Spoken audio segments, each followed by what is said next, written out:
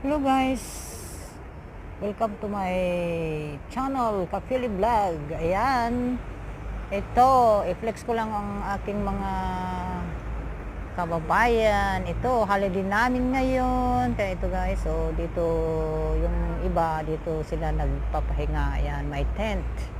Ang gaganda ng tent, oh. Ang titibay, may natutulog, may nagkakantahan, may nagkukwentuhan. Ayan, ang buhay ng OFW. Ayan guys, tumpok-tumpukan. Ayan.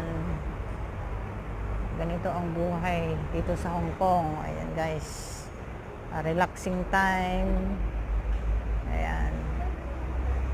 At aba, syempre, ito yung seaside na malapit sa pinag-uupuan namin. Ayan guys, so. Ayan. Ayan. Salamat sa panonood.